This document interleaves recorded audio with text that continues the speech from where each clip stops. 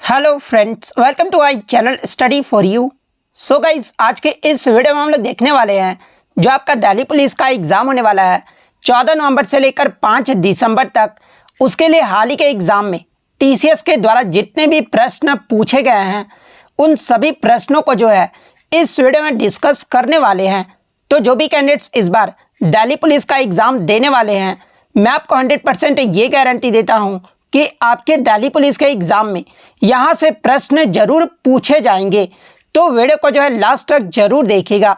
और आपसे रिक्वेस्ट करता हूँ, अभी तक आपने मेरे चैनल को अगर सब्सक्राइब नहीं किया है तो दिल्ली पुलिस एग्ज़ाम से रिलेटेड पल पल की अपडेट के लिए जो है चैनल को सब्सक्राइब ज़रूर कर दीजिएगा। और बगल में ही आपको एक बेल आइकन यानी घंटे का निशान भी दिख रहा होगा, तो आप उसे भी जो है ज़रूर प्रेस कर दीजिएगा। तो चलिए वीडियो को स्टार्ट करते हैं।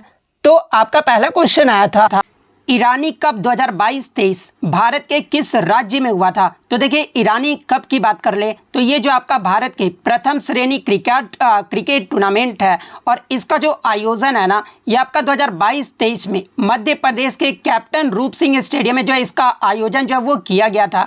इसके अलावा ईरानी कप 2022-23 की विजेता टीम की बात कर ले तो ये आपका रेस्ट ऑफ इंडिया रहा था और उप विजेता जो है ये आपका मध्य प्रदेश टीम रहा था। यानी अगर बात कर ले ईरानी कप 2022-23 का जो फाइनल मैच है ना, ये आपका रेस्ट ऑफ इंडिया और मध्य प्रदेश के मध्य खेला गया था, जिसमें रेस्ट ऑफ इंडिया ने जो है मध्य प्रदेश को फाइनल में जो है 238 रन से हरा दिया था। तो मध्य प्रदेश आपका यहाँ पे करेक्ट आंसर होगा। नेक्स्ट क्वेश्चन आपका यहाँ पर आता है कि what is the name of the autobiography of Sourav Ganguly, यानी इनमें से सौरव गांगुली की आत्मकथा जो है ये कौन सी है? तो देखिए, a century is not enough, ये जो आपका पुस्तक है ना, ये सौरव गांगुली की ऑटोबायोग्राफी है। तो a century is not enough आपका यहाँ पे करेक्ट आंसर होगा। इसके अलावा मैं आपको बता दूं कि आपके ऑटोबायोग्राफी से जो है लगातार प्रश्न पूछे जा रहे हैं। जैसे कि आगे के शिफ्ट में अगर आपसे पूछा जाए कि the test of my life ये जो है किसकी ऑटोबायोग्राफी है, तो देखिए the test of my life ये जो आपका युवराज सिंह की आत्मकथा है। इसके अलावा एन ऑटोबायोग्राफी ये जो आपका जवाहरलाल नेहरू का जो है आत्मकथा है। विंग्स ऑफ फायर ये जो आपका एपीजे अब्दुल कलाम की ऑटोबायोग्राफी है। इसके अलावा एस अगेंस्ट ओट्स ये जो आपका सानिया मिर्जा की ऑटोबायोग्राफी है। प्लेइंग इट माई वे ये जो आपका सचिन तेंदुलकर की ऑटोबायोग्राफी। इसके अलावा ए शॉट एट हिस्ट्री ये जो आपका अभिनव बिंद्रा की ऑटोबायोग्राफी है। The race of my life ये जो आपका मिल्खा सिंह की आत्मकथा है। सिक्स मशीन ये जो आपका क्रिश गिल की ऑटोबायोग्राफी है। इसके अलावा कंट्रोवर्सी योर्स ये जो आपका शोएब अख्तर की आत्मकथा है। 281 एंड बियॉन्ड ये जो आपका बीवीएस लक्ष्मण की ऑटोबायोग्राफी है। अनफिनिश्ड ए मेमोयर ये जो आपका प्रियंका चोपड़ा की ऑटोबायोग्राफी है। लॉन्ग वॉक टू फ्रीडम ये जो आपका नेल्सन मंडेला की ऑटोबायोग्राफी है। ड्रीम्स फ्रॉम माई फादर ये जो आपका बराक ओबामा की ऑटोबायोग्राफी है। इसके अलावा फ्रीडम इन एग्जाइल ये जो आपका दलाई लामा की ऑटोबायोग्राफी है।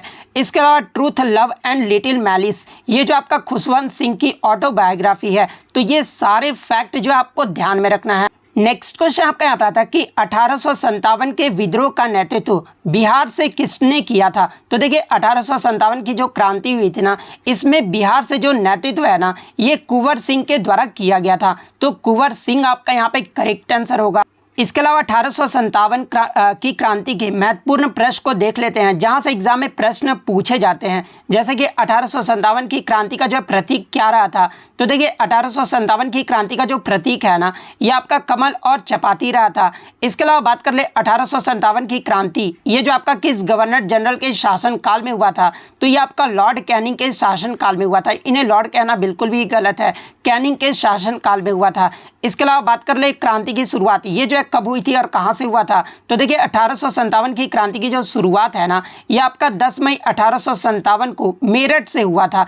इसके अलावा इस क्रांति का अन्य नाम अगर पूछा जाए तो देखिए, 1857 की क्रांति का जो अन्य नाम है ना, वो आपका प्रथम भारतीय स्वतंत्रता संग्राम है, या फिर इसे सिपाही विद्रोह भी कहा जाता है। इसके अलावा भारतीय विद्रोह के नाम से भी जो है इसे जाना जाता है। इसके अलावा एग्जाम में पूछा जाता है कि 1857 ईस्वी की क्रांति का तत्कालिक कारण क्या था। तो देखिए इसका जो तत्कालिक कारण रहा था ना वो आपके चर्बी युक्त वाले जो है कारतूस रहे थे। इसके अलावा 1857 के विद्रोह का जो है मुख्य प्रभाव भारत के किस क्षेत्र पर सबसे ज़्यादा पड़ा था। तो ये आपका उत्तर और मध्य भारत पर जो वो सबसे ज़्यादा पड़ा था। इसके अलावा 1857 की क्रांति का भामसा जो है ये कौन थे। तो ये आपके अमरचंद भाटिया थे जिसने अपनी सारी संपत्ति जो है ये रानी लक्ष्मीबाई को जो वो दान कर दिए थे। इसके अलावा एग्जाम में पूछा जाता है कि 1857 की क्रांति का पहला शहीद जो है ये कौन थे। तो देखिए पहला जो शहीद हुए थे ना ये आपके मंगल पांडे हुए थे और मंगल पांडे जिन्हें बैरकपुर में जो है 8 अप्रैल को जो वो फांसी जो वो दे दिया गया था। इसके अलावा 1857 की क्रांति का सबसे युवा शहीद अगर पूछा जाए कि कौन था तो ये आपके हेमू कालानी थे जिसे टांग में जब वो फांसी जो वो दे दिया गया था। इसके अलावा 1857 की विद्रोह में किस नेता का नाम जो था वो आपका धोतू पंत था। तो देखिए धोतू पंत जो नाम था ना ये आपका नाना साहब पेशवा का था। इसके अलावा बात कर ले बैरकपुर छावनी से जो है इसका विद्रोह का जो कमान है ना ये किसके द्वारा संभाला गया था। तो देखिए बैरकपुर छावनी से जो इस विद्रोह का जो कमान है ना ये मंगल पांडे के द्वारा जो वो संभाला गया था। इसके अलावा मंगल पांडे को कब फांसी दी गई थी। तो देखिए मंगल पांडे को जो है ये आपका 8 अप्रैल 1857 को जो है फांसी जो वो दिया गया। इसके अलावा अन्य विद्रोह स्थल के नेतृत्वकर्ता की बात कर ले तो दिल्ली देखिए 1857 की क्रांति में दिल्ली से जो नेतृत्व है ना ये बहादुर शाह द्वितीय ने किया था। लखनऊ से जो नेतृत्व है ये आपके बेगम हजरत महल के द्वारा किया गया था। कानपुर से जो नेतृत्व है ये आपका नाना साहब के द्वारा किया गया था। झांसी से जो नेतृत्व है ये रानी लक्ष्मीबाई ने किया था। इलाहाबाद से जो नेतृत्व है ये आपका लियाकत अली के द्वारा किया गया था। इसके अलावा बनारस से जो आपके नेतृत्व किए थे ये आपके जनसाधारण ने किए थे और बिहार से जो आपके नेतृत्व है वो आपके कुंवर सिंह के द्वारा किया गया था। इसके अलावा बात कर ले फतेहपुर से जो है ये आपका नेतृत्व जो है वो किसके द्वारा किया गया था। तो देखिए फतेहपुर से जो नेतृत्व है ना ये आपके अजी मुल्ला के द्वारा जो है वो किया गया। इसके अलावा फैजाबाद से जो नेतृत्व है ये आपके मौलवी अहमद उल्ला के द्वारा किया गया था और बरेली से जो नेतृत्व है ये आपके खान बहादुर खान के द्वारा जो है वो किया गया था। तो ये सारे फैक्ट जो है आपको ध्यान में रखना है। नेक्स्ट क्वेश्चन आपका यहाँ पर आता है कि नरेंद्र मोदी स्टेडियम ये जो आपका किस राज्य में स्थित है। तो देखिए नरेंद्र मोदी स्टेडियम की बात कर ले तो ये जो आपका विश्व का सबसे बड़ा क्रिकेट स्टेडियम है और ये जो आपका गुजरात के अहमदाबाद में स्थित है। तो गुजरात आपका यहाँ पे करेक्ट आंसर होगा। इसके अलावा मैं आपको बता दूं कि नरेंद्र मोदी स्टेडियम का जो पुराना नाम था ना वो आपका सरदार पटेल स्टेडियम था और इनका नाम जो वो कब बदला गया था। तो देखिए 24 फरवरी 2021 को इसका नाम बदलकर जो है नरेंद्र मोदी स्टेडियम जो वो कर दिया गया था। तो ये फैक्ट भी आप ध्यान में रखिएगा। नेक्स्ट क्वेश्चन आपका यहाँ पर था कि महाबोधि मंदिर ये जो आपका किस राज्य में स्थित है। तो देखिए महाबोधि मंदिर की बात कर ले तो ये आपका बिहार राज्य के बोधगया में स्थित है। तो बिहार आपका यहाँ पे करेक्ट आंसर होगा। इसके अलावा बात कर ले महाबोधि मंदिर का निर्माण ये जो है किसके द्वारा करवाया गया था। तो ये आपके सम्राट अशोक के द्वारा 3री शताब्दी में जो है इस मंदिर का निर्माण जो है वो करवाया गया था। तो ये फैक्ट भी आप ध्यान में रखिएगा। नेक्स्ट क्वेश्चन आपका यहाँ पर था कि लॉन्ग वॉक टू फ्रीडम ये जो आपका किसकी ऑटोबायोग्राफी यानी आत्मकथा है। तो देखिए लॉन्ग वॉक टू फ्रीडम ये जो आपका नेल्सन मंडेला की जो है ऑटोबायोग्राफी है। तो नेल्सन मंडेला आपका यहाँ पे करेक्ट आंसर होगा।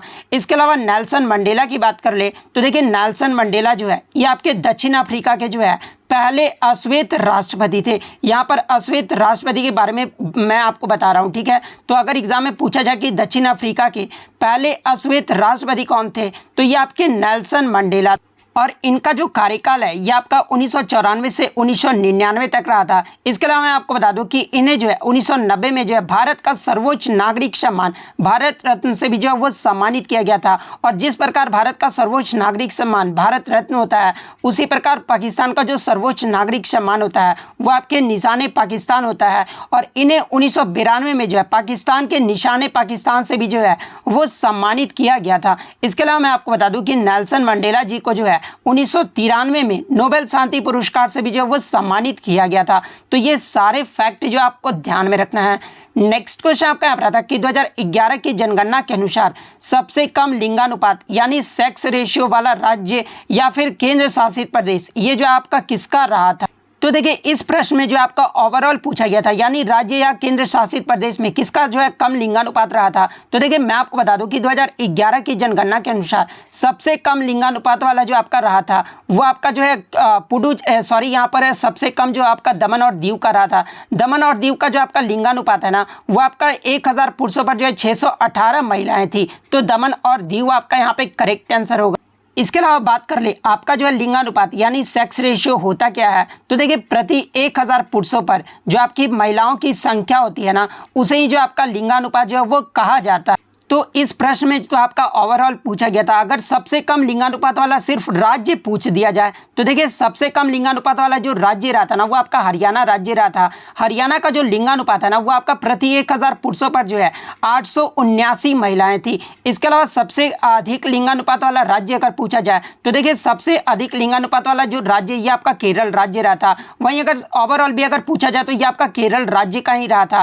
केरल का जो लिंगानुपात है ना वो आपका प्रति 1000 पुरुषों जो है 1084 महिलाएं थी। इसके अलावा अगर केंद्र शासित प्रदेश की बात कर ले कि सबसे अधिक किस केंद्र शासित प्रदेश का जो लिंगानुपात रहा था तो ये आपका पुदुचेरी का रहा था। पुदुचेरी का जो लिंगानुपात है ना वो आपका 1000 पुरुषों पर जो है 1037 महिलाएं थी। इसके अलावा बात कर ले 2011 की जनगणना के अनुसार भारत का लिंगानुपात कितना रहा था। तो देखिए भारत का जो लिंगानुपात है ना वो आपका 1000 पुरुषों पर जो है 943 महिलाएं थी। तो ये फैक्ट भी आपको ध्यान में रखना है। नेक्स्ट क्वेश्चन आपका यहाँ पर आता है कि किसने अश्व शक्ति का जो है प्रतिपादन किया था। तो देखिए मैं आपको बता दूं कि 18वीं शताब्दी में जो है स्कॉटलैंड के इंजीनियर जेम्स वाट के द्वारा जो है अश्व शक्ति का प्रतिपादन जो है वो किया गया था। तो जेम्स वाट आपका यहाँ पे करेक्ट आंसर होगा। इसके अलावा बात कर ले अश्व शक्ति का अर्थ क्या होता है। तो देखिए एक अश्व शक्ति का जो अर्थ होता है ना वो आपका 33,000 घोड़े की शक्ति के बराबर होता है। और एग्जाम में एक प्रश्न यहाँ से पूछा जाता है कि एक हॉर्स पावर इक्वल टू कितना वाट होता है। तो देखिए एक हॉर्स पावर इक्वल टू 746 वाट होता है। तो ये फैक्ट भी आपको ध्यान में रखना है। नेक्स्ट क्वेश्चन आपका यहाँ पर आता है कि 42वां संविधान संशोधन ये जो आपका किस वर्ष हुआ था। तो देखिए 42वें संविधान संशोधन की बात कर ले तो ये आपका 1976 में हुआ था। तो 1976 आपका यहाँ पे करेक्ट आंसर होगा। इसके अलावा मैं आपको बता दूं कि 42वें संविधान संशोधन को जो है हमारा लघु संविधान भी जो है वो कहा जाता है। और इसी संविधान संशोधन के तहत जो है भारतीय संविधान में आपके 3 नए शब्दों को जो वो जोड़ा गया था। और वो 3 नए शब्द कौन कौन से थे। तो पहला आपका समाजवादी, सेकंड आपका धर्मनिरपेक्ष और थर्ड आपका अखंडता। ये जो आपके 3 नए शब्द है ना ये आपके 42वें संविधान संशोधन के द्वारा ही जो है आपके जोड़े गए थे। इसके अलावा मैं आपको ये भी बता दूं कि इसी संविधान संशोधन के द्वारा जो है हमारे संविधान में 10 मौलिक कर्तव्यों को जो है सरदार स्वर्ण सिंह समिति के सिफारिश पर जो वो जोड़ा गया था। और वर्तमान में मौलिक कर्तव्यों की जो संख्या वो आपका 11 है। और 11वां जो मौलिक कर्तव्य वो आपका 86वें संविधान संशोधन जो कि आपका 2002 में हुआ था। और इसी के माध्यम से जो आपका 11वां मौलिक कर्तव्य जो वो जोड़ा गया था। इसके अलावा अगर 44वें संविधान संशोधन की बात कर ले तो देखिए 44वां जो संविधान संशोधन हुआ था ना ये आपका 1978 में हुआ था। तो ये फैक्ट भी आपको ध्यान में रखना है। नेक्स्ट क्वेश्चन आपका यहाँ पर आता है कि जगन्नाथ मेला ये जो है कहाँ पर लगता है। जहाँ पे ऑप्शन में आपका जयपुर, कटक, अलवर और संबलपुर दिया गया था। तो देखिए ये जो आपका जगन्नाथ मेला है ना ये आपका राजस्थान के अलवर जिले में लगता है। तो अलवर जिला आपका यहाँ पे करेक्ट आंसर होगा। नेक्स्ट क्वेश्चन आपका यहाँ पर आता है कि किस शास्त्रीय नृत्य को जो है जादूगरनी का नृत्य यानी इंचेंट्रेस जो है वो कहा जाता है। तो देखिए ये जो आपका मोहिनीअट्टम जो शास्त्रीय नृत्य है ना जो कि आपका केरल का शास्त्रीय नृत्य है। और इस नृत्य को जो है जादूगरनी का नृत्य यानी इंचेंट्रेस जो है वो कहा जाता है। तो मोहिनीअट्टम आपका यहाँ पे करेक्ट आंसर होगा। इसके अलावा मैं आपको बता दूं कि केरल का एक और आपका जो है शास्त्रीय नृत्य जो कि आपका कथकली है। तो ये फैक्ट भी आप ध्यान में रखिएगा। नेक्स्ट क्वेश्चन आपका यहाँ पर आता है कि कौन सा नृत्य जो है डंडारी नृत्य का हिस्सा है जो दिवाली के बाद गोंड जनजाति के द्वारा जो है इस नृत्य को जो वो किया जाता है। तो देखिए ये जो आपका गुसांडी जो नृत्य है ना ये आपका डंडारी नृत्य शैली का जो एक हिस्सा है जो कि आपका दिवाली के बाद गोंड जनजाति के द्वारा जो है इस नृत्य को जो वो किया जाता है। तो गुसाडी नृत्य आपका यहाँ पे करेक्ट आंसर होगा। इसके अलावा मैं आपको बता दूं कि ये जो आपका गुसाडी नृत्य है ना ये आपका तेलंगाना और आंध्र प्रदेश का जो है एक लोक नृत्य है। तो ये फैक्ट भी आपको ध्यान में रखना है। नेक्स्ट क्वेश्चन आपका यहाँ पर आता है कि किस नृत्य इतिहासकार को जो है 2019 में सत्रिया नृत्य को लोकप्रिय बनाने के लिए जो है असम सरकार के द्वारा माधव देव पुरस्कार से जो वो सम्मानित किया गया है। तो देखिए मैं आपको बता दूं कि डॉक्टर सुनील कोठारी जी को जो है 2019 में सत्रिया नृत्य को लोकप्रिय बनाने के लिए जो है असम सरकार के द्वारा माधवदेव पुरस्कार से जो वो सम्मानित किया गया था। तो डॉक्टर सुनील कोठारी आपका यहाँ पे करेक्ट आंसर होगा। इसके अलावा अगर सत्रिया नृत्य की बात कर ले तो देखिए ये जो आपका सत्रिया नृत्य है ना, ये आपका असम राज्य का जो है एक शास्त्रीय नृत्य है और सत्रिया नृत्य को जो है 15वीं शताब्दी में जो है शंकर देव के द्वारा जो है इस नृत्य की खोज जो है वो की गई थी। इसके अलावा मैं आपको बता दूं कि ये जो आपका सत्रिया नृत्य है ना, इसे शास्त्रीय नृत्य का दर्जा जो है वो कब दिया गया था, तो 2000 ईस्वी में जो है इसे शास्त्रीय नृत्य का दर्जा जो है वो दिया गया था। तो इतने पॉइंट जो आपको ध्यान में रखना है। नेक्स्ट क्वेश्चन आपका यहाँ पर आता है कि 2023 ISSF वर्ल्ड कप में भारत ने जो है कितने गोल्ड मेडल जीते हैं। तो देखिए 2023 ISSF विश्व कप शूटिंग में जो है भारत के द्वारा टोटल जो आपके 7 गोल्ड मेडल जो है वो जीता गया है। और भारत जो है टोटल जो है कितने पदक जीता था, तो देखिए भारत जो है इसमें टोटल 23 पदक जीता था, जिसमें 7 गोल्ड, 4 सिल्वर और ब्रॉन्ज मेडल जो वो शामिल था। और भारत का जो रैंक रहा था ना, इसमें भारत जो है वो आपके चौथे पायदान पे रहा था और पहले पायदान पे जो आपका देश रहा था वो आपका चीन देश रहा था। तो 7 आपका यहाँ पे करेक्ट आंसर होगा। इसके अलावा अगर आगे के शिफ्टों में अगर आपसे पूछा जाए कि 2023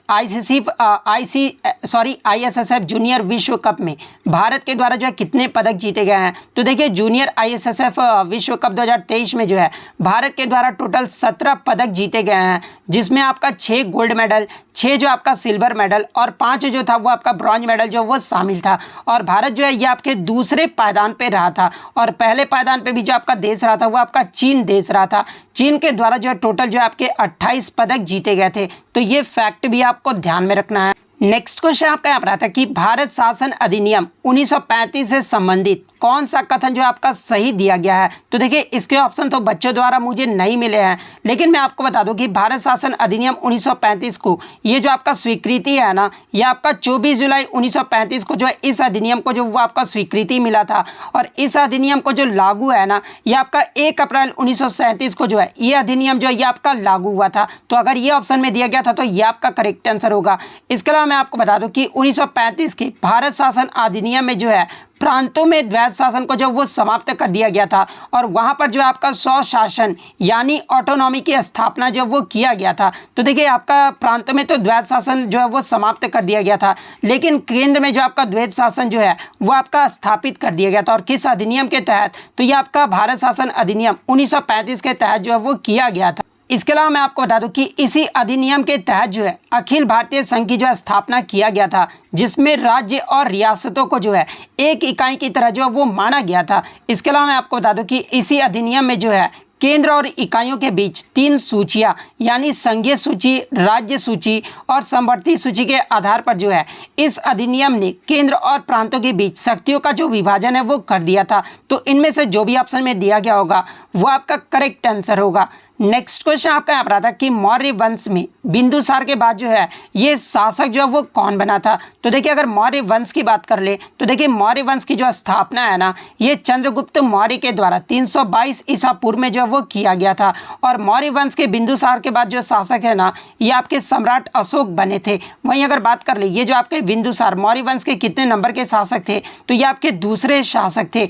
तो अशोक आपका यहाँ पे करेक्ट आंसर होगा। इसके अलावा अगर आगे के शिफ्टों में पूछा जाए कि मौर्य वंश में अशोक के बाद जो है शासक कौन बने थे, तो देखिए अशोक के बाद जो शासक है ना, ये आपके दशरथ मौर्य बने थे। तो ये फैक्ट भी आप ध्यान में रखिए।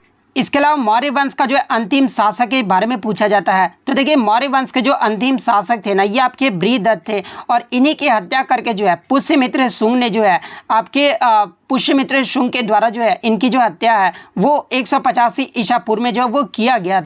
और इन्हीं की हत्या करके जो है 185 ईसा पूर्व में जो है पुष्यमित्र शुंग के द्वारा जो है शुंग वंश की स्थापना जो वो की गई थी। इसके अलावा एग्जाम में एक प्रश्न और पूछा जाता है कि मौर्य वंश जो है ये किस पर विजय प्राप्त करके जो है मौर्य वंश की स्थापना किया गया था। तो देखिए नंद साम्राज्य पर विजय प्राप्त करके जो है मौर्य वंश की जो स्थापना वो आपका 322 ईसा पूर्व में जो है वो किया गया था। नेक्स्ट क्वेश्चन आपका यहाँ पर था कि निम्नलिखित में से कौन ग्रैमी पुरस्कार जीतने वाली जो है भारत की पहली महिला है। तो देखिए ग्रैमी पुरस्कार जीतने वाली जो भारत की पहली महिला है ना, ये आपका तन्वी शाह है। और तन्वी शाह को ग्रैमी पुरस्कार कब से जो है दिया गया था, तो देखिए तन्वी शाह को जो ग्रैमी पुरस्कार है ना, ये आपका 2008 में दिया गया था। इसके अलावा तन्वी शाह ये जो आपका किस राज्य से संबंधित है, तो ये आपका तमिलनाडु राज्य से संबंधित। तो ये तो आपका प्रथम भारतीय महिला हो गया। अगर एग्जाम में पूछा जाए कि प्रथम ग्रैमी भारतीय विजेता कौन है, यानी पहला जो ग्रैमी पुरस्कार है ये किस भारतीय को दिया गया था, तो ये जो आपके पंडित रविशंकर को दिया गया था। तो ये फैक्ट भी आपको ध्यान में रखना है। नेक्स्ट क्वेश्चन आपका यहाँ पर आता है कि executive power of Indian parliament यानी संसद की कार्यपाली शक्ति के बारे में पूछा गया था। तो देखिए कार्यपालिका संसद के जो है कृत्यों और नीतियों के लिए जो वो आपका जिम्मेदार होता है, तो कृत्यों और नीति आपका यहाँ पे करेक्ट आंसर होगा। नेक्स्ट क्वेश्चन आपका यहाँ पर था कि भारत में कौन सी मानसूनी जलवायु जो है वो पाई जाती है। तो देखिए भारत में जो है ये आपका ट्रॉपिकल मानसून क्लाइमेट यानी उष्णकटिबंधीय मानसून जलवायु जो है वो पाया जाता है। तो उष्णकटिबंधीय मानसूनी जलवायु आपका यहाँ पे करेक्ट आंसर होगा। नेक्स्ट क्वेश्चन आपका यहाँ पर आता है कि केरल में मानसून पूर्व वर्षा को जो वो क्या कहते हैं। तो देखिए केरल में मानसून पूर्व वर्षा को जो है ये आपका आम्र वर्षा कहते हैं। तो आम्र वर्षा आपका यहाँ पे करेक्ट आंसर होगा। नेक्स्ट क्वेश्चन आपका यहाँ पर आता है कि ट्राइसम प्रोग्राम की जो शुरुआत है ना ये कब हुई थी। तो देखिए सबसे पहले अगर हम लोग ट्राइसम प्रोग्राम के अगर फुल फॉर्म की बात कर ले तो देखिए इसका जो फुल फॉर्म होता है ना वो आपका training to rural youth for self employment होता है, यानी ग्रामीण युवाओं को स्वरोजगार के लिए प्रशिक्षण देना, ये जो इसका फुल फॉर्म होता है। और इसके अगर शुरुआत की बात कर ले तो देखिए ये जो आपका ट्राइसम प्रोग्राम है ना एक आपका केंद्र प्रायोजित कार्यक्रम है जिसे 15 अगस्त 1979 को जो वो शुरू किया गया था। तो 15 अगस्त 1979 आपका यहाँ पे करेक्ट आंसर होगा। इसके अलावा बात कर ले ट्राइसम प्रोग्राम का जो मुख्य उद्देश्य क्या है। तो देखिए इस योजना का जो मुख्य उद्देश्य था ना वो 18 से 35 आयु वर्ग के ग्रामीण बीपीएल लोगों को जो है तकनीकी और व्यावसायिक विशेषज्ञता जो है वो प्रदान करना था। तो ये फैक्ट भी आपको ध्यान में रखना है। नेक्स्ट क्वेश्चन आपका यहाँ पर आता है कि स्वयं सहायता समूह बैंक लिंकेज जो कार्यक्रम है ना ये किसके द्वारा जो वो शुरू किया गया था। तो देखिए self help group bank linkage को जो है ये आपका असंगठित क्षेत्र को औपचारिक बैंकिंग क्षेत्र से जोड़ने के लिए जो है 1992 में नाबार्ड की पहल पर जो वो शुरू किया गया था। तो ये जो आपका किसके द्वारा शुरू किया गया था, तो ये जो आपका नाबार्ड के द्वारा जो वो शुरू किया गया था। और देखिए मैं आपको बता दूं कि इस कार्यक्रम के तहत जो है बैंकों को स्वयं सहायता समूह यानी HSG के लिए जो है बचत खाते खोलने की भी जो है अनुमति जो है वो दिया गया था। तो ये फैक्ट भी आपको ध्यान में रखना है। इसके अलावा नाबार्ड के अगर फुल फॉर्म की बात कर ले तो देखिए नाबार्ड का जो फुल फॉर्म होता है ना ये आपका national bank for agriculture and rural development होता है। और इसकी जो स्थापना है ये आपका 12 जुलाई 1982 को किया गया था। तो नाबार्ड आपका यहाँ पे करेक्ट आंसर होगा। नेक्स्ट क्वेश्चन आपका यहाँ पर आता है कि मुख्यमंत्री सीखो कमाओ योजना इससे संबंधित जो आपका कथन जो वो पूछा गया था, यानी अर्न एंड लर्न से जो आपका प्रश्न पूछा गया था। तो देखिए ये जो आपका अर्न एंड लर्न योजना है ना ये आपका मध्य प्रदेश सरकार ने औपचारिक शिक्षा प्राप्त युवाओं को जो है पंजीकृत औद्योगिक एवं व्यावसायिक प्रतिष्ठानों को ऑन द जॉब ट्रेनिंग की सुविधा देने के लिए जो है आपका ये आपका सीखो कमा योजना जो है ये आपका मध्य प्रदेश के द्वारा जो है वो लागू किया गया था। और इसमें आपका जो है एक ऑप्शन दिया गया था कि इसमें जो है लैपटॉप जो है वो दी जाती है। तो देखिए मैं आपको बता दूं कि सीखो कमा योजना के तहत जो है आपको कोई भी लैपटॉप जो वो नहीं दिया जाता है। तो ये वाला ऑप्शन जो था ना वो आपका यहाँ पे करेक्ट आंसर होगा। नेक्स्ट क्वेश्चन आपका यहाँ पर आता है कि ब्लड में कैल्शियम की कमी से जो है कौन सा रोग होता है। तो देखिए ब्लड में अगर यानी खून में हमारे खून में कैल्शियम की कमी हो जाती है ना तो हमें जो है हाइपोकैल्सीमिया जो है वो आपका रोग हो जाता है। तो हाइपोकैल्सीमिया आपका यहाँ पे करेक्ट आंसर होगा। इसके अलावा मैं आपको बता दूं कि हमारे ब्लड में कैल्शियम की अगर अधिक मात्रा हो जाती है ना तो आपका जो कौन सा रोग होता है, ये तो आपका कैल्शियम की कमी से जो आपका जो रोग होता है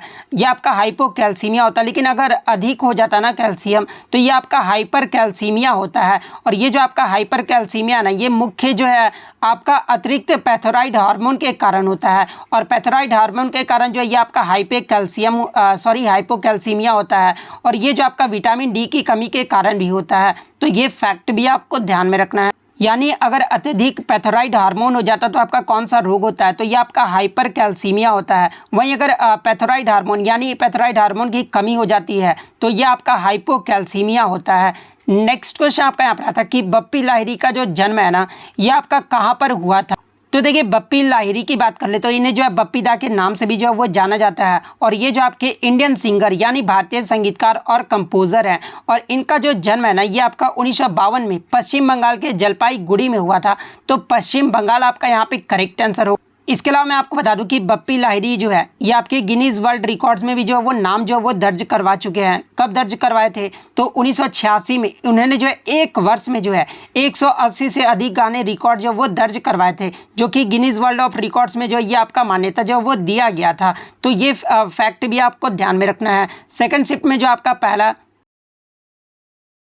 क्वेश्चन आया था कि पानीपत का तीसरा युद्ध ये जो है कब हुआ था? तो देखिए पानीपत का जो तीसरा युद्ध है ना, ये आपका अहमद शाह अब्दाली और मराठा सेनापति सदाशिवराव भाऊ के मध्य जो है ये आपका 14 जनवरी 1761 को लड़ा गया था, जिसमें अहमद शाह अब्दाली जो है ये आपका विजय रहा था और मराठा सेनापति की जो है वो हार हो गई थी। तो 14 जनवरी 1761 आपका यहाँ पे करेक्ट आंसर होगा। इसके अलावा पानीपत के प्रथम युद्ध की बात कर ले तो देखिए पानीपत का जो प्रथम युद्ध है ये आपका 21 अप्रैल 1526 को बाबर और इब्राहिम लोदी के मध्य लड़ा गया था, जिसमें बाबर की जो है वो विजयी हुई थी। इसके अलावा पानीपत का द्वितीय युद्ध की बात कर ले तो देखिए पानीपत का जो द्वितीय युद्ध है ना, ये आपका 5 नवंबर 1556 को अकबर के सेनापति बैरम खान और हेमू के मध्य जो है वो लड़ा गया था और पानीपत के द्वितीय युद्ध में जो है अकबर के सेनापति का जो है वो विजयी रहा था। तो ये फैक्ट भी आपको ध्यान में रखना है।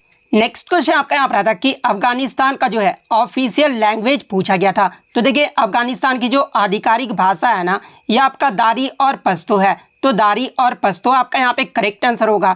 इसके अलावा मैं आपको बता दूं कि प्रीवियस शिफ्टों में जो है आपका चीन का जो है आधिकारिक भाषा पूछा गया था। तो देखिए चीन का जो ऑफिशियल लैंग्वेज है ना, ये आपका मंदारिन है। इसके अलावा एशियन कंट्री के ऑफिशियल लैंग्वेज की बात कर ले तो देखिए बांग्लादेश का जो आपका ऑफिशियल लैंग्वेज है ये आपका बंगाली है। पाकिस्तान का जो ऑफिशियल लैंग्वेज है ये आपका उर्दू है। नेपाल का जो ऑफिशियल लैंग्वेज है ये आपका नेपाली है। इसके अलावा श्रीलंका का जो आपका ऑफिशियल लैंग्वेज है ये आपका सिंघली और तमिल है। म्यांमार का जो ऑफिशियल लैंग्वेज यानी आधिकारिक भाषा है ये आपका बर्मी है। तो ये फैक्ट भी आपको ध्यान में रखना है। नेक्स्ट क्वेश्चन आपका यहाँ पर था कि which element in group 1 of the periodic table that tarnishes on exposure to air, यानी आवर्त सारणी के समूह 1 में कौन सा तत्व है जो वायु के संपर्क में आने पर जो है यह आपका धूमिल जो है वो हो जाता है? तो देखिए अगर पीरियोडिक टेबल के ग्रुप 1 एलिमेंट की बात कर ले तो देखिए पीरियोडिक टेबल में ग्रुप 1 एलिमेंट को जो है यह आपका अल्कली मेटल्स यानी क्षार धातुएं जो वो कहा जाता है। और इसमें जो आपके कौन कौन से एलिमेंट्स आ जाते हैं तो देखिए आपके जो ग्रुप 1 में जो है hydrogen, lithium, sodium, potassium, rubidium, caesium और फ्रांसियम, ये सभी जो तत्व है ना ये आपके ग्रुप 1 में आ जाते हैं। इसके अलावा अगर बात कर ले समूह 1 में कौन सा तत्व जो है वायु के संपर्क में आने पर जो है यह आपका धूमिल हो जाता है?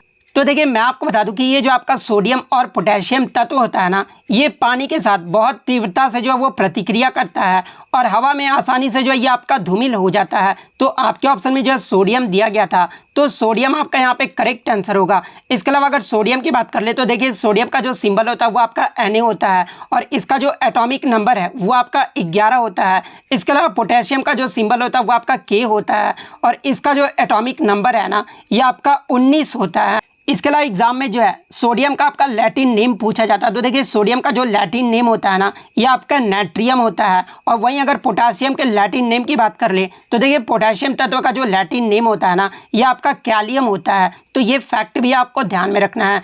नेक्स्ट क्वेश्चन आपका यहाँ पर आता है कि गुआ और नोआ मुंडी ये जो आपका लौ अयस्क है ना ये जो आपका ये किस राज्य में स्थित है? तो देखिए ये जो आपका गुआ और नोआ मुंडी है ना ये आपका लौ अयस्क के खनन के लिए प्रसिद्ध है और ये जो आपका झारखंड राज्य में स्थित है। तो झारखंड आपका यहाँ पे करेक्ट आंसर होगा। इसके अलावा बात कर ले भारत में लौ अयस्क का सबसे ज़्यादा उत्पादन किस राज्य में होता है? तो देखिए भारत के लौ अयस्क का जो सबसे ज़्यादा उत्पादन है ना ये आपका उड़ीसा राज्य में होता है। इसके अलावा लौ अयस्क के अन्य क्षेत्र की बात कर ले तो देखिए ये जो आपका रावघाट खदान है ये आपका छत्तीसगढ़ राज्य में स्थित है। गुरु मिहिसानी की बात कर ले तो देखिए ये जो आपका गुरु मिहिसानी है ना ये आपका उड़ीसा राज्य में स्थित है। इसके अलावा ये जो आपका कुद्रेमुख लौ अयस्क खदान है ना ये आपका कर्नाटक राज्य में स्थित है। तो ये फैक्ट भी आपको ध्यान में रखना है। नेक्स्ट क्वेश्चन आपका यहाँ पर था कि भारत ने किस देश को हराकर जो है महिला जूनियर हॉकी एशिया कप 2023 का खिताब जो है ये जीता है? तो देखिए मैं आपको बता दूं कि महिला जूनियर हॉकी एशिया कप 2023 का जो विजेता टीम है ना ये आपका भारत देश रहा है और भारत ने फाइनल में जो है दक्षिण कोरिया को 2-1 से हराकर जो ये विजेता बना है। तो दक्षिण कोरिया आपका यहाँ पे करेक्ट आंसर होगा। इसके अलावा बात कर ले महिला जूनियर हॉकी एशिया कप 2023, इसका आयोजन जो है ये कहाँ पर किया गया था? तो ये आपके जापान के काकामिगाहारा में जो है इसका आयोजन जो है वो किया गया था। इसके अलावा मैं आपको बता दूं कि महिला जूनियर हॉकी एशिया कप 2023 का जो सबसे सफल टीम यानी सबसे ज़्यादा जो खिताब है ये किस टीम ने जीता है? तो ये दक्षिण कोरिया की टीम ने जीता है। दक्षिण कोरिया के द्वारा जो है इसका जो है वो 4 खिताब जो वो जीता गया है। इसके अलावा अगर पुरुष जूनियर हॉकी एशिया कप 2023 की बात कर ले तो देखिए इसका भी जो विजेता टीम है वो भारत रहा है और भारत ने फाइनल में जो है पाकिस्तान को 2-1 से हराकर जो है इसका खिताब जीत लिया है। तो ये फैक्ट भी आपको ध्यान में रखना है। नेक्स्ट क्वेश्चन आपका यहाँ पर था कि भारत के दोनों सदन यानी दोनों सदन कहने का मतलब कि लोकसभा और राज्यसभा का चुनाव है ना, ये कौन करवाता है? तो देखिए भारत के दोनों सदनों का जो चुनाव है ना, ये आपके इलेक्शन कमीशन यानी आपका निर्वाचन आयोग के द्वारा जो है इसका चुनाव जो है वो करवाया जाता है। तो निर्वाचन आयोग आपका यहाँ पे करेक्ट आंसर होगा। इसके अलावा बात कर ले राज्य विधानसभाओं और राष्ट्रपति और उपराष्ट्रपति का भी जो चुनाव है ना, ये आपके निर्वाचन आयोग के द्वारा ही जो है वो करवाया जाता है। तो ये फैक्ट भी आपको ध्यान में रखना है।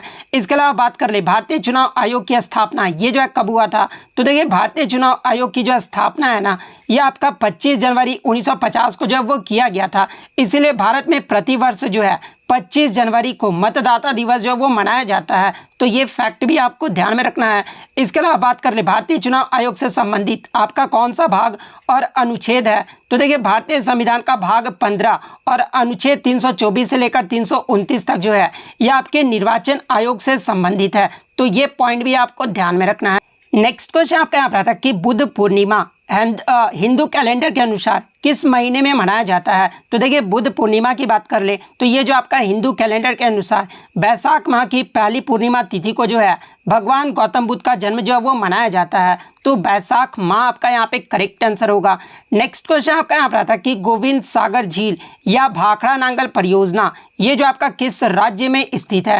तो देखिए ये जो आपका गोविंद सागर झील या फिर भाखड़ा नांगल परियोजना जो है ना, ये आपका हिमाचल प्रदेश राज्य में स्थित है। तो हिमाचल प्रदेश आपका यहाँ पे करेक्ट आंसर होगा। इसके अलावा अगर भाखड़ा नांगल परियोजना की बात कर ले तो ये जो आपका सतलज नदी पर स्थित है और ये जो आपका भारत का सबसे बड़ा बहुउद्देशीय नदी घाटी परियोजना है। अगर इसके हाइट की बात कर रहे तो देखिए भाखड़ा बांध की जो हाइट है ना वो आपका 226 मीटर है और ये जो है भारत का सबसे ऊंचा गुरुत्वाकर्षण बांध भी है।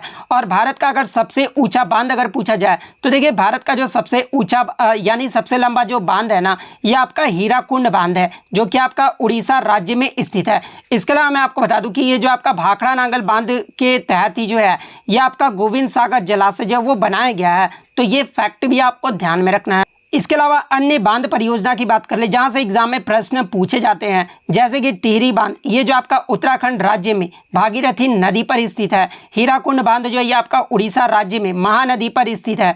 इसके अलावा सरदार सरोवर बांध की बात कर लें तो ये आपका गुजरात में नर्मदा नदी पर स्थित है। फरक्का बांध परियोजना की बात कर ले तो ये आपका पश्चिम बंगाल में हुगली नदी पर स्थित है। उरी बांध जो ये आपका जम्मू कश्मीर में झेलम नदी पर स्थित है।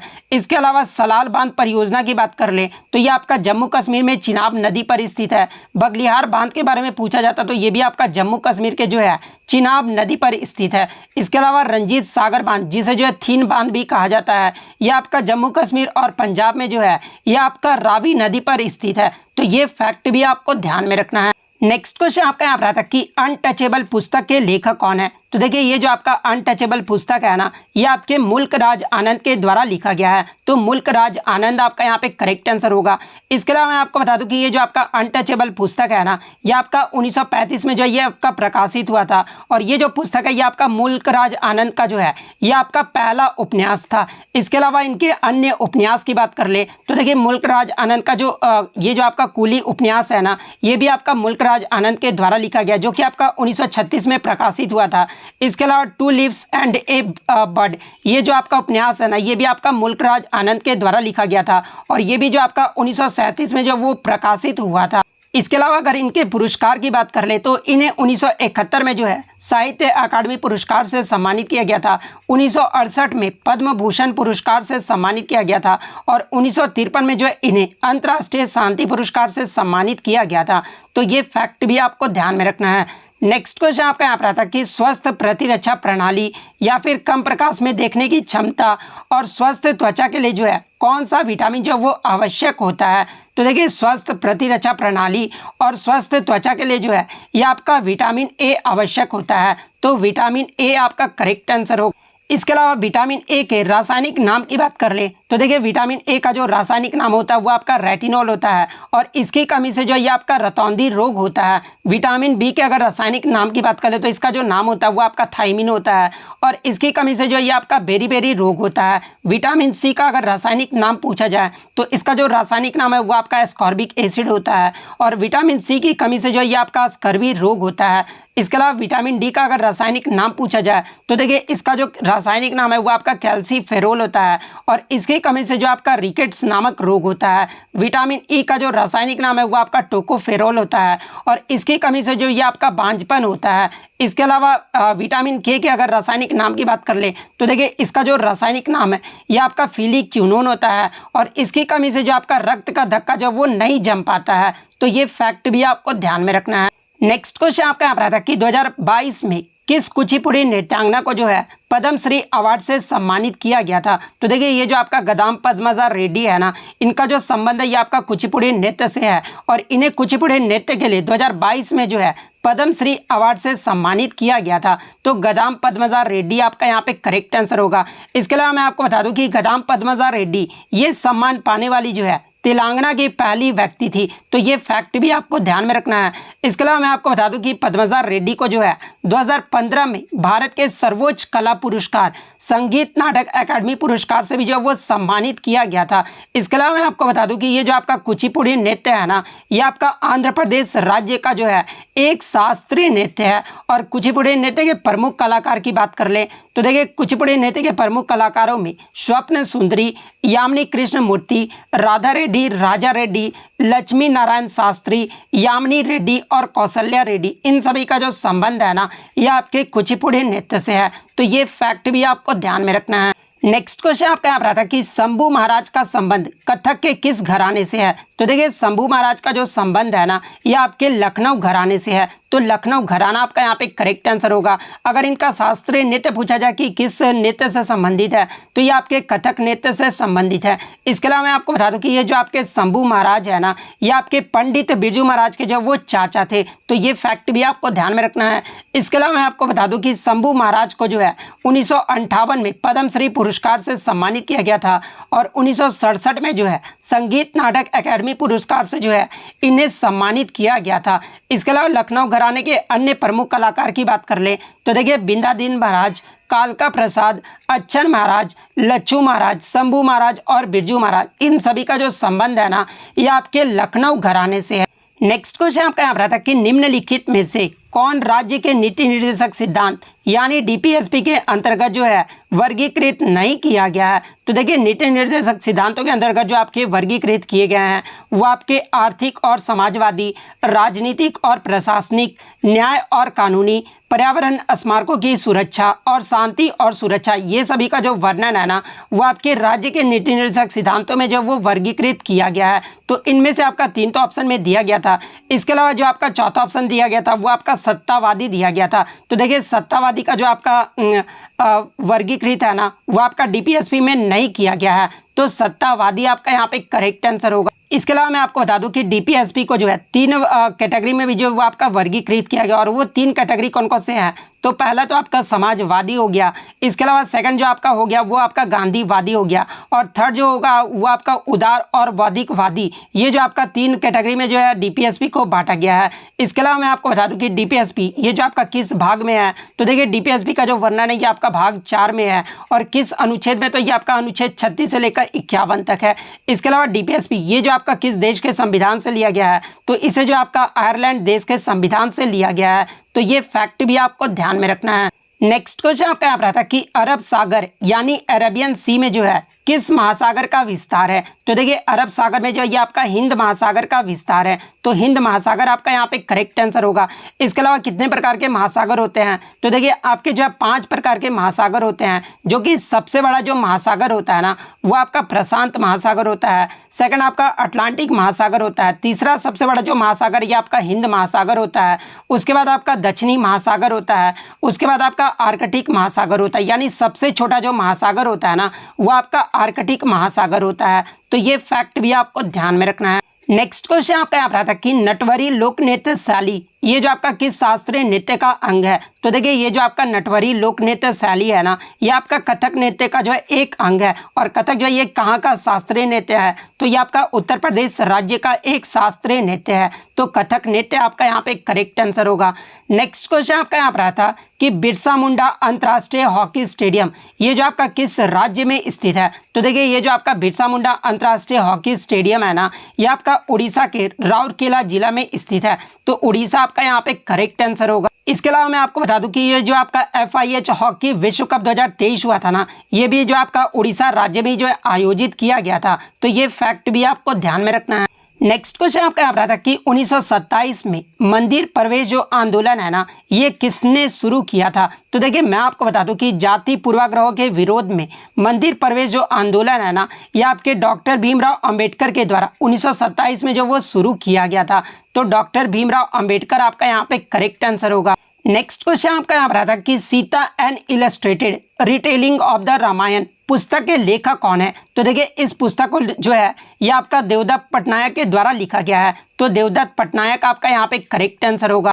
नेक्स्ट क्वेश्चन आपका यहाँ पर आता कि अनुसूचित जाति और अनुसूचित जनजाति विधेयक 2022 जो है ये आपका किस राज्य से संबंधित है? तो देखिए अनुसूचित जाति और अनुसूचित जनजाति विधेयक 2022 जो है ये आपके 4 राज्यों से संबंधित है। जिसमें पहले अगर राज्य की बात कर ले तो ये आपका उत्तर प्रदेश राज्य से संबंधित है, जिसमें गोंड समुदाय को जो है अनुसूचित जनजाति का दर्जा जो है वो दिया गया है। सेकंड आपका तमिलनाडु राज्य से संबंधित है, जिसमें तमिलनाडु में अनुसूचित जनजाति यानी ST में जो है ये आपका नारी कोरवन और ये जो आपका कुरी विकरन जो है ना जो कि आपके पहाड़ी जनजाति है इन्हें जो है तमिलनाडु राज्य में ST का जो वो दर्जा दिया गया है। थर्ड आपका जो है कर्नाटक राज्य से संबंधित, और ये जो आपका ST सूची में पहले से ही वर्गीकृत काडू कुरुबा के प्राय के रूप में जो है बेटा कुरुबा को जो है वो शामिल करना है। इसके अलावा चौथा जो है ये आपका छत्तीसगढ़ राज्य से संबंधित है, जिसमें ST सूची में पहले से ही वर्गीकृत भारिया जो भूमिया जनजाति है ना इसके लिए देवनागरी लिपि में जो है अन्य समानार्थक शब्द को जो वो जोड़ना है। तो इन चारों में से जो भी आपका राज्य ऑप्शन में दिया गया था वो आपका करेक्ट आंसर होगा। नेक्स्ट क्वेश्चन आपका यहाँ पर आता कि बौद्ध धर्म से संबंधित सबसे पुराना स्तूप कौन सा है? तो देखिए बौद्ध धर्म से संबंधित जो सबसे पुराना स्तूप है ना ये आपका सांची का स्तूप है। और सांची का स्तूप का जो निर्माण है ये किसने करवाया था? तो इसका जो निर्माण है ये आपके सम्राट अशोक महान के द्वारा 3री शताब्दी में जो इसका निर्माण जो वो करवाया गया था। तो सांची का स्तूप आपका यहाँ पे करेक्ट आंसर होगा। इसके अलावा बात कर ले सांची का स्तूप ये जो आपका किस राज्य में स्थित है? तो ये आपके भारत के मध्य प्रदेश राज्य के जो है रायसेन जिले में स्थित है। तो ये फैक्ट भी आपको ध्यान में रखना है। नेक्स्ट क्वेश्चन आपका यहाँ पर आता कि का साद मस्ती जिसे जो है विजय उत्सव भी कहा जाता है ये जो आपका मणिपुर के किस जनजाति के द्वारा जो है वो मनाया जाता है? तो देखिए विजय उत्सव जो है ये आपका मणिपुर राज्य में मनाया जाता है और मणिपुर के जो है ये आपके खासी समुदाय के द्वारा जो है इस उत्सव को मनाया जाता है। तो खासी समुदाय आपका यहाँ पे करेक्ट आंसर होगा। नेक्स्ट क्वेश्चन आपका यहाँ पर आता कि पंडित रविशंकर ये जो है कौन सा वाद्य यंत्र बजाते हैं, यानी पंडित रविशंकर का जो संबंध है ये किस वाद्य यंत्र से है? तो देखिए पंडित रविशंकर का जो संबंध है ना ये आपके सितार वाद्य यंत्र से है। तो सितार आपका यहाँ पे करेक्ट आंसर होगा। इसके अलावा मैं आपको बता दूं कि पंडित रविशंकर जी को जो है 1999 में भारत रत्न से जो वो सम्मानित किया गया था। तो ये फैक्ट भी आपको ध्यान में रखना है। इसके अलावा प्रमुख वाद्य यंत्र और उनके वादक के बारे में जान लेते हैं, जहां से एग्जाम में प्रश्न पूछे जाते हैं, जैसे कि पंडित रविशंकर, उमा शंकर मिश्र, बुद्धादित्य मुखर्जी, विलायत खान, शाहिद परवेज, वंदे हसन, इन सभी का जो संबंध है ये आपका सितार वाद्य यंत्र से है। इसके अलावा अमजद अली खान, अलाउद्दीन खान, अली अकबर खान, विश्वजीत राय चौधरी, मुकेश शर्मा, बुद्धदेव दास गुप्ता, इनका जो संबंध है ना ये आपके सरोद वाद्य यंत्र से है। शिव कुमार शर्मा और भजन सुपारी, इनका जो संबंध है ये आपका संतूर वाद्य यंत्र से है। बिस्मिल्लाह खान, अली अहमद हुसैन खान, दयाशंकर जगन्नाथ, इनका जो संबंध है ये आपका शहनाई वादक से है। इसके अलावा हरिप्रसाद चौरसिया, पन्नालाल घोष, राजेंद्र कुलकर्णी, वी कुंजमणि, इनका जो संबंध है ये आपका बांसुरी वाद्य यंत्र से है। जाकिर हुसैन, अल्लाह रखा खान, गुदई महाराज, किशन महाराज, लतीफ़ खान, सुखविंदर सिंह, इनका जो संबंध है ये आपका तबला वाद्य यंत्र से।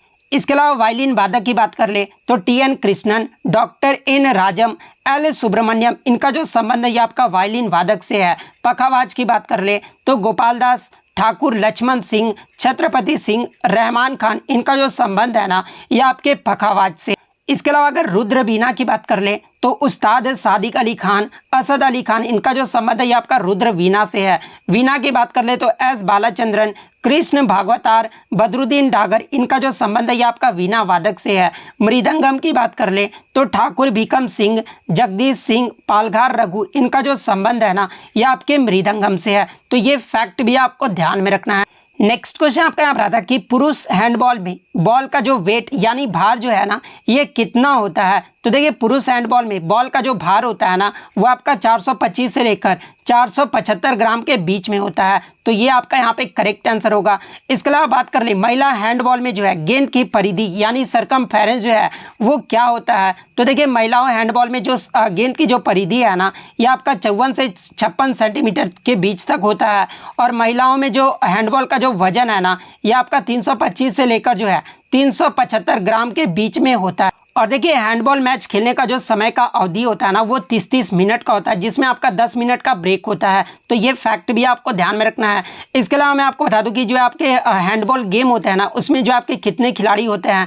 तो देखिए हैंडबॉल में जो आपके मैदान पे कुल आपके 7 खिलाड़ी होते हैं और अगर कम से कम 5 खिलाड़ी भी होता है तो ये जो गेम है ना वो आपका स्टार्ट जो है वो कर दिया जाता है। तो ये पॉइंट भी आप ध्यान में रखिएगा। नेक्स्ट क्वेश्चन आपका यहाँ पर आता है कि सूक्ष्म वित्त संस्थाएं यानी आपका माइक्रो फाइनेंस जो इंस्टीट्यूशन होता है ना वो आपका क्या होता है।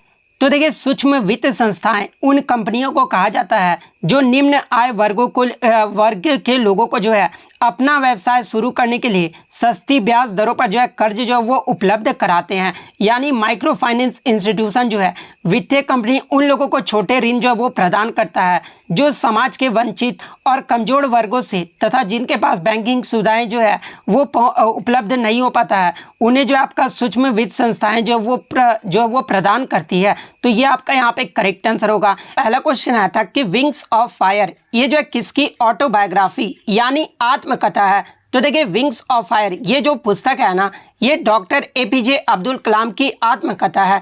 इसके अलावा मैं आपको बता दूं कि डॉक्टर एपीजे अब्दुल कलाम जी को जो है मिसाइल मैन ऑफ इंडिया के नाम से भी जो है वो जाना जाता है। तो डॉक्टर एपीजे अब्दुल कलाम आपका यहाँ पे करेक्ट आंसर होगा। इसके अलावा अगर डॉक्टर एपीजे अब्दुल कलाम की बात कर ले तो ये भारत के राष्ट्रपति बनने वाले जो है ये आपके पहले वैज्ञानिक थे और ये जो है भारत के 11वें नंबर के जो है ये राष्ट्रपति थे और इनका जो कार्यकाल है ये आपका 2002 से लेकर 2007 तक रहा था। इसके अलावा मैं आपको बता दूं कि ये जो आपके सियाचिन ग्लेशियर का दौरा करने वाले भी जो है ये आपके भारत के पहले राष्ट्रपति थे और विधानसभा चुनाव में मतदान करने वाले भी जो है ये आपके भारत के पहले राष्ट्रपति हैं। इसके अलावा ये जो आपका पूरा योजना था ना यानी ग्रामीण क्षेत्रों में शहरी सुविधाएं प्रदान करने वाला जो योजना था इसकी भी जो अवधारणा है ना ये एपीजे अब्दुल कलाम के द्वारा ही जो वो दिया गया था। इसके अलावा ये जो आपका विलियम बिट्स जो अखबार था ना वो भी आपका एपीजे अब्दुल कलाम के द्वारा ही जो है ये आपका शुरू किया गया था और डॉक्टर एपीजे अब्दुल कलाम जी को जो है 1997 में भारत रत्न पुरस्कार से भी जो वो सम्मानित किया गया था। इसके अलावा मैं आपको बता दूं कि ये जो आपका विंग्स ऑफ फायर पुस्तक है ना ये आपका कब जो है वो पब्लिश यानी प्रकाशित हुआ था। तो ये आपका 1999 में जो प्रकाशित हुआ था। तो ये सारे फैक्ट जो आपको ध्यान में रखना है। इसके अलावा डॉक्टर एपीजे अब्दुल कलाम की अन्य कृतियों की अगर मैं बात कर लूं तो India 2020, ignited minds, indomitable spirit, advantage India from challenge to opportunity ये सभी जो पुस्तकें हैं ना ये डॉक्टर एपीजे अब्दुल कलाम के द्वारा लिखा गया है। इसके अलावा अन्य ऑटोबायोग्राफी की बात कर ले जहां से टीसीएस के द्वारा आपके प्रश्न पूछे जाते हैं जैसे कि प्लेइंग इट माई वे ये जो आपका सचिन तेंदुलकर की आत्मकथा है। माई कंट्री माई लाइफ ये जो आपका लाल कृष्ण आडवाणी जी की आत्मकथा है।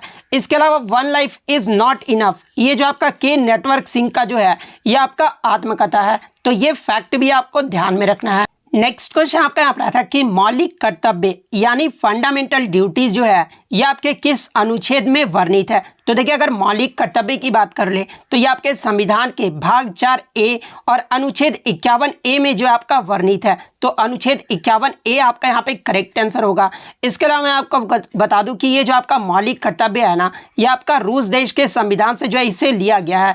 इसके अलावा अगर मौलिक कर्तव्य की बात कर ले तो देखिए जब हमारा संविधान बनकर तैयार हुआ था ना, उस समय जो है मौलिक कर्तव्य जो है इसे शामिल जो है वो नहीं किया गया था। यानी मौलिक कर्तव्य को जो है कब शामिल किया गया था, तो देखिए मौलिक कर्तव्य को जो है ये आपका 42वां संविधान संशोधन जो कि आपका 1976 में हुआ था, और इसी के द्वारा जो है आपका सरदार स्वर्ण सिंह समिति के सिफारिश पर हमारे संविधान में जो है 10 मौलिक कर्तव्य को जो वो जोड़ा गया था। और वर्तमान में जो मौलिक कर्तव्यों की संख्या है वो आपका 11 है, और 11वां जो मौलिक कर्तव्य है ना, यह आपका 86वें संविधान संशोधन जो कि आपका 2002 में हुआ था, और इसी के माध्यम से जो है 11वां मौलिक कर्तव्य को जो वो जोड़ा गया था। तो ये सारे फैक्ट जो आपको ध्यान में रखना है। नेक्स्ट क्वेश्चन आपका यहाँ पर आता है कि born again on the mountain ये जो है किसकी आत्मकथा है। तो देखिए born again on the mountain ये जो आपका अरुणिमा सिन्हा की जो आत्मकथा है, तो अरुणिमा सिन्हा आपका यहाँ पे करेक्ट आंसर होगा। और ये जो आपका पुस्तक है ना, ये आपका 2014 में जो है ये प्रकाशित हुआ था। इसके अलावा अरुणिमा सिन्हा की बात कर ले तो ये जो आपका एक नेशनल वॉलीबॉल प्लेयर और पर्वतारोही थी जो कि आपका उत्तर प्रदेश राज्य से जो ये आपका संबंधित थी। और अरुणिमा सिन्हा जो है माउंट एवरेस्ट पर चढ़ने वाली दुनिया और भारत की जो है ये पहली विकलांग महिला थी। तो ये फैक्ट भी आपको ध्यान में रखना है। नेक्स्ट क्वेश्चन आपका यहाँ पर आता है कि what resources high in Mumbai region, यानी मुंबई क्षेत्र में जो है कौन से संसाधन जो है वो अधिक हैं। तो देखिए मुंबई क्षेत्र की बात कर ले तो यहाँ पर ऑयल प्रोडक्शन और नेचुरल गैस यानी तेल उत्पादन और प्राकृतिक गैस का जो संसाधन है ना वो सबसे ज़्यादा है। तो ऑप्शन में जो आपका मिनरल ऑयल दिया गया था, तो मिनरल ऑयल आपका यहाँ पे करेक्ट आंसर होगा। नेक्स्ट क्वेश्चन आपका यहाँ पे आता है कि 2019 में भारत रत्न पुरस्कार प्राप्त करने वाले भूपेन हजारिका निम्नलिखित में से किस क्षेत्र में प्रसिद्ध हैं। तो देखिए भूपेन हजारिका की बात कर ले तो इन्हें जो है संगीत के क्षेत्र में जो है 2019 में भारत रत्न से जो है वो सम्मानित किया गया था। तो संगीत आपका यहाँ पे करेक्ट आंसर होगा। इसके अलावा अगर इनके पुरस्कार की बात कर ले तो देखिए भूपेन हजारिका जी को जो है 1977 में पद्मश्री अवार्ड से सम्मानित किया गया था। 1987 में संगीत नाटक अकादमी पुरस्कार से सम्मानित किया गया था। इसके अलावा 2001 में जो इन्हें पद्म भूषण से सम्मानित किया गया था, और 2012 में जो इन्हें पद्म विभूषण से जो वो सम्मानित किया गया था। इसके अलावा एग्जाम में पूछा जाता है कि भूपेन हजारिका ये जो आपके किस राज्य से संबंधित है, तो ये आपके असम राज्य से जो वो संबंधित है। इसके अलावा मैं आपको बता दूं कि 2019 में जो है 3 व्यक्तियों को जो है आपके भारत रत्न से सम्मानित किया गया था, और वो 3 व्यक्ति कौन कौन से थे। तो पहले आपके नानाजी देशमुख थे जिनको मरणोपरांत जो है समाज सेवा के क्षेत्र में जो है भारत रत्न से सम्मानित किया गया था। सेकंड आपके भूपेन हजारिका थे, इनको भी जो है मरणोपरांत जो है कला क्षेत्र यानी संगीत के क्षेत्र में जो है इन्हें भारत रत्न से सम्मानित किया गया था। और थर्ड जो थे वो आपके भारत के पूर्व राष्ट्रपति प्रणब मुखर्जी को जो है भारत रत्न से सम्मानित किया गया था। और ये जो है किस क्षेत्र में इन्हें सम्मानित किया गया था, तो इन्हें जो है लोक कार्य के लिए जो वो सम्मानित किया गया था। तो ये पॉइंट भी आप ध्यान में रखिएगा। इसके अलावा अगर भारत रत्न की बात कर ले तो देखिए भारत रत्न जो है देश का सर्वोच्च नागरिक सम्मान है, और इसकी जो शुरुआत है ना वो 1954 से हुआ था। यानी भारत रत्न जो है ये कब से दिया जाने लगा, तो ये आपका 1954 से जो वो दिया जाने लगा। और 1954 में जो है ये आपके 3 व्यक्तियों को जो है भारत रत्न से सम्मानित किया गया था। और वो 3 व्यक्ति कौन कौन से थे, तो आपके सी राजगोपालचारी, सर्वपल्ली राधाकृष्णन और सीवी रमन, ये 3 व्यक्तियों को जो है सबसे पहले भारत रत्न से सम्मानित किया गया था। इसके अलावा मैं आपको बता दूं कि लाल बहादुर शास्त्री जो है मरणोपरांत भारत रत्न से सम्मानित होने वाले जो है ये आपके पहले व्यक्ति थे। इसके अलावा भारत रत्न पाने वाले पहले विदेशी व्यक्ति के बारे में पूछा जाए तो ये आपके खान अब्दुल गफ्फार खान थे। इसके अलावा भारत रत्न पाने वाली पहली महिला का अगर नाम पूछा जाए तो देखिए पहली महिला जो थी ये आपका इंदिरा गांधी थी। इसके अलावा भारत रत्न पाने वाले सबसे पहले खिलाड़ी कौन थे, तो ये आपके सचिन तेंदुलकर थे। और इन्हें भारत रत्न कब दिया गया था, तो ये आपका 2014 में जो वो दिया गया था। नेक्स्ट क्वेश्चन आपका यहाँ पर आता है कि अक्टूबर 2023 में 37वें राष्ट्रीय खेल का जो आयोजन है ना ये कहाँ किया जाएगा। तो देखिए 37वें नेशनल गेम्स का जो आयोजन है ना ये आपका गोवा में किया जाएगा। तो गोवा आपका यहाँ पे करेक्ट आंसर होगा। इसके अलावा मैं आपको बता दूं कि 36वां जो राष्ट्रीय खेल हुआ था ये आपका 2022 में हुआ था और इसका जो ये आयोजन है ना ये आपके गुजरात के 6 शहरों में किया गया था, तो ये फैक्ट भी आपको ध्यान में रखना है। इसके अलावा 36वें राष्ट्रीय खेल के पदक तालिका के बारे में एग्जाम में प्रश्न पूछा जाता है। तो देखिए इसके पदक तालिका में पहले स्थान पे जो ये आपका सर्विसेज का टीम रहा था। सर्विसेज ने जो है टोटल 128 पदक जीते थे, जिसमें 61 गोल्ड, 35 आपका जो है सिल्वर मेडल और 32 जो था वो आपका ब्रॉन्ज मेडल शामिल था। इसके अलावा एग्जाम में यहाँ से प्रीवियस शिफ्ट में आपसे पूछा गया था कि 36वें राष्ट्रीय खेल में सबसे ज्यादा पदक जो ये किस राज्य के द्वारा जीता गया था। तो देखिए सबसे ज्यादा पदक की बात कर ले तो ये आपका जो है महाराष्ट्र राज्य के द्वारा जीता गया था। महाराष्ट्र ने जो है टोटल 140 पदक जीते थे, जिसमें 39 गोल्ड, 38 सिल्वर और 63 जो था वो आपका ब्रॉन्ज मेडल शामिल था। और तीसरे स्थान पर जो आपका हरियाणा राज्य रहा था, हरियाणा के द्वारा जो है 116 पदक जो वो जीते गए थे। नेक्स्ट क्वेश्चन आपका यहाँ पर रहा था कि गेटो सोरा ये जो आपके बैडमिंटन खिलाड़ी है ये जो आपके भारत के किस राज्य से संबंधित है। तो देखिए गेटो सोरा की बात कर ले तो ये जो आपके भारत के उभरते हुए एक बैडमिंटन सितारा खिलाड़ी हैं, जिन्होंने 2022 मलेशिया में top arena junior international badminton championship के जो है अंडर-9 वर्ग में जो है ये जीत हासिल किए थे और उसी में जो है ये आपका जो है बहुत ज़्यादा वो नाम कमाए थे, जिसमें गेटो सोरा जो है ये आपके अरुणाचल प्रदेश से संबंधित है। तो अरुणाचल प्रदेश आपका यहाँ पे करेक्ट आंसर होगा। नेक्स्ट क्वेश्चन आपका यहाँ पर था कि गजल सम्राट के नाम से ये जो है किसे जाना जाता है। तो देखिए गजल सम्राट के नाम से जो है ये जगजीत सिंह को जाना जाता है। तो जगजीत सिंह आपका यहाँ पे करेक्ट आंसर होगा।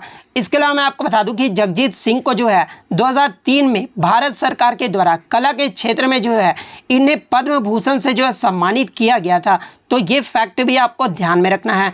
नेक्स्ट क्वेश्चन आपका यहाँ पर था कि Sankirtana and Raas are aspects of which dance, यानी संकीर्तन और रास ये जो किस नृत्य के पहलू है। तो देखिए ये जो आपका संकीर्तन और रस जो है ना ये आपके मणिपुरी नृत्य के जो है वो पहलू हैं। तो मणिपुरी नृत्य आपका यहाँ पे करेक्ट आंसर होगा। इसके अलावा मणिपुरी नृत्य ये जो है किस राज्य का शास्त्रीय नृत्य है। तो ये आपका मणिपुर राज्य का एक शास्त्रीय नृत्य है। नेक्स्ट क्वेश्चन आपका यहाँ पर था कि आईसीसी 2023 ओडीआई जो विश्व कप होगा ना इसमें जो है कितने टीमें जो है वो पार्टिसिपेट करेगी। तो देखिए आईसीसी 2023 का जो आपका ओडीआई विश्व कप होगा ना ये आपका भारत देश में आयोजित किया जाएगा और इसमें जो है टोटल आपके 10 टीमें जो है वो भाग लेगी। तो 10 टीम आपका यहाँ पे करेक्ट आंसर होगा।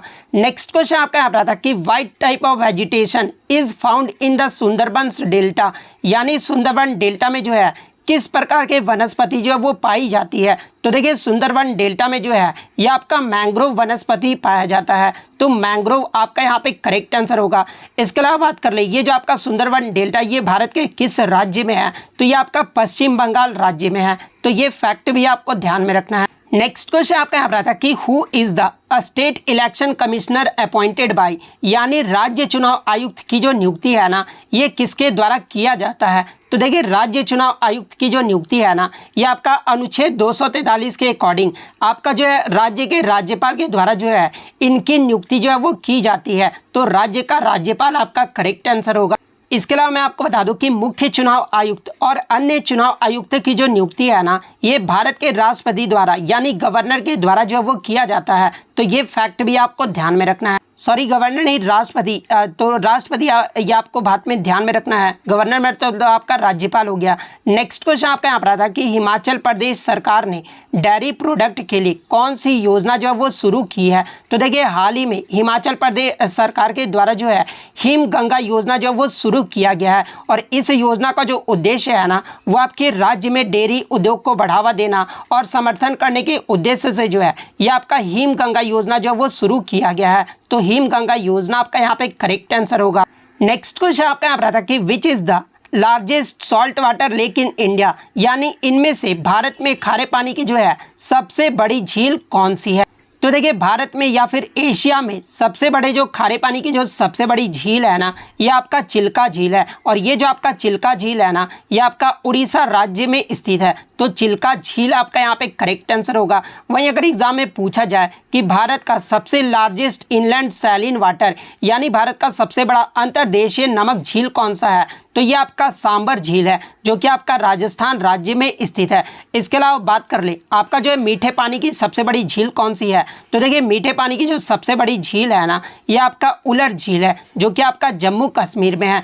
इसके अलावा भारत का सबसे लंबी झील के बारे में पूछा जाए तो ये आपका वेम्बनाड झील है जो कि आपका केरल राज्य में स्थित है। तो ये फैक्ट भी आपको ध्यान में रखना है। नेक्स्ट क्वेश्चन आपका यहाँ पर आता है कि 2011 की जनगणना के अनुसार किस राज्य और केंद्र शासित प्रदेश का जो लिटरेसी रेट यानी साक्षरता दर है ना, वो सबसे अधिक रहा था। तो देखिए 2011 की जनगणना के अनुसार सबसे अधिक साक्षरता दर वाला जो राज्य है ये आपका केरल राज्य रहा था। केरल का जो साक्षरता दर है ना, ये 94% रहा था, जिसमें पुरुष साक्षरता दर 96.11% रहा था और महिला साक्षरता दर जो ये आपका 92.07% रहा था। वहीं अगर केंद्र शासित प्रदेश की बात कर ले तो सबसे ज़्यादा जो साक्षरता दर वाला यूटी रहा था, ये आपका लक्षद्वीप रहा था। लक्षद्वीप का जो आपका साक्षरता दर है ये आपका 91.85% रहा था। उसके बाद अगर दूसरा सबसे बड़ा राज्य पूछा जाए साक्षरता दर में तो ये आपका मिजोरम राज्य रहा था। उसके बाद आपका गोवा राज्य रहा था। उसके बाद जो आपका त्रिपुरा राज्य रहा था। वहीं अगर दूसरा केंद्र शासित प्रदेश अगर पूछा जाए तो देखिए दूसरा जो सबसे ज़्यादा यूटी आपका रहा था साक्षरता दर में, ये आपका दमन और दीव का रहा था। तो ये पॉइंट भी आपको ध्यान में रखना है। वहीं अगर भारत का साक्षरता दर पूछ ले तो देखिए भारत का जो साक्षरता दर है वो आपका 74.04% रहा था, जिसमें पुरुष साक्षरता दर जो है 82.14% रहा था और महिला साक्षरता दर जो ये आपका 65.46% रहा था। वहीं अगर सबसे कम साक्षरता दर वाले अगर राज्यों की क्रम की बात कर ले तो देखिए सबसे कम साक्षरता दर वाला जो राज्य है ये आपका बिहार राज्य रहा था। उसके बाद आपका अरुणाचल प्रदेश रहा था। उसके बाद आपका राजस्थान राज्य रहा था। उसके बाद आपका झारखंड राज्य रहा था। उसके बाद आपका आंध्र प्रदेश राज्य रहा था। तो ये जो है सबसे कम साक्षरता दर वाले राज्य का जो है क्रम भी आपको ध्यान में रखना है। और यहाँ से एक प्रश्न और पूछा जाता है जहाँ से बच्चे जो है कंफ्यूज रहते हैं। सबसे कम महिला साक्षरता दर अगर पूछा जाए तो ये आपका जो है बिहार राज्य का ही रहा था, लेकिन सेकंड स्थान पे जो आपका राजस्थान राज्य का रहा था। तो ये पॉइंट भी आप ध्यान में रखिएगा। नेक्स्ट क्वेश्चन आपका यहाँ पर आता है कि छऊ नृत्य कला के क्षेत्र में विशेष योगदान के लिए जो है संगीत नाटक अकादमी अवार्ड 2001 किसे मिला है, जो फरवरी 2023 में जो वो दिया गया है। तो देखिए छऊ नृत्य में संगीत नाटक अकादमी अवार्ड 2021 जो है ये आपके भुवन कुमार को दिया गया है। तो भुवन कुमार आपका यहाँ पे करेक्ट आंसर होगा, जो कि आपका फरवरी 2023 में इन्हें दिया गया है। इसके अलावा मैं आपको बता दूं कि संगीत नाटक अकादमी अवार्ड 2021 में कथक नृत्य के लिए जो आपका संगीत नाटक अकादमी अवार्ड है ना, ये आपके समा भाटे को दिया गया है। इसके अलावा कथकली नृत्य में 2021 के लिए जो है संगीत नाटक अकादमी जो अवार्ड है ना, वो आपके इंचा कट्टू रामचंद्रन पिल्लई को दिया गया है। वहीं अगर कुचिपुड़ी नृत्य के लिए 2021 का जो संगीत नाटक अकादमी है ना, ये आपके एन शैलजा को दिया गया है। इसके अलावा मणिपुरी नृत्य के लिए 2021 का जो संगीत नाटक अकादमी अवार्ड है ये आपके थो आई देवी को जो वो दिया गया है, यानी टी आई देवी को जो वो दिया गया है। और मोहिनीअट्टम नृत्य के लिए जो है ये आपके नीना प्रसाद को दिया गया है। कुटियाट्टम नृत्य के लिए जो है ये आपके कलामंडलम गिरिजा को दिया गया है। तो ये पॉइंट भी आपको ध्यान में रखना है। वहीं अगर आगे के शिफ्टों में 2019 का अगर पूछ ले तो देखिए छऊ नृत्य कला के क्षेत्र में विशेष योगदान के लिए 2019 का जो संगीत नाटक अकादमी अवार्ड है ना, ये आपके झारखंड सरायकेला के छऊ कलाकार बजेंद्र कुमार पटनायक को जो है ये आपका दिया गया है। तो इनका नाम भी जो आपको ध्यान में रखना है।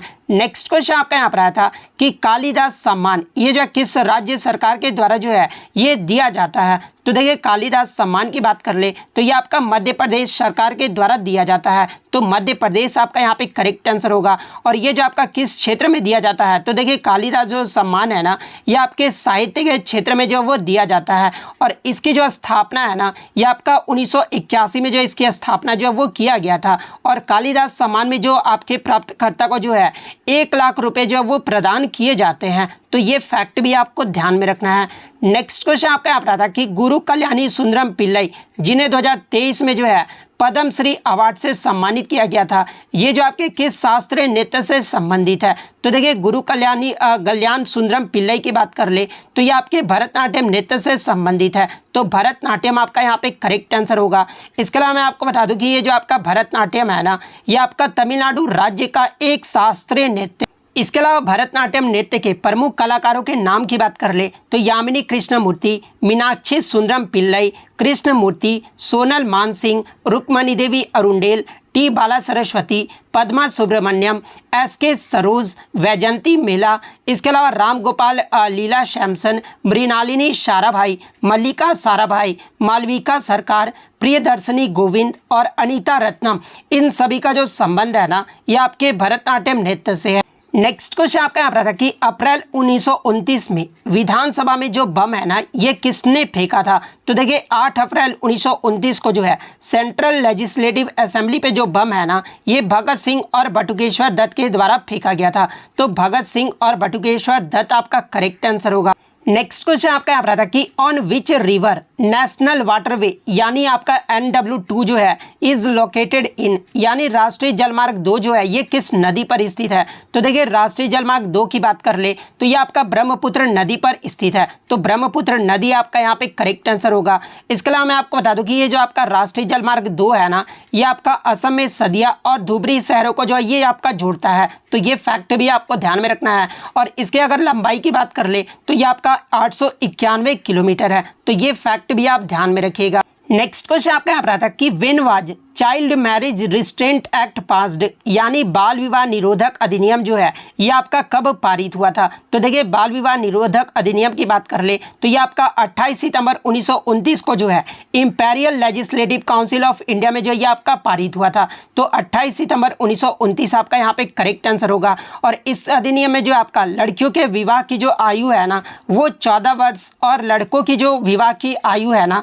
वो 18 वर्ष जो है वो तय किया गया। और देखिए इसी अधिनियम में संशोधित करके जो है इसमें बाल विवाह निषेध अधिनियम में जो है लड़कियों के लिए जो आपका शादी की जो उम्र है ना वो 18 वर्ष किया गया है और लड़कों के लिए 21 वर्ष जो है वो कर दिया गया है।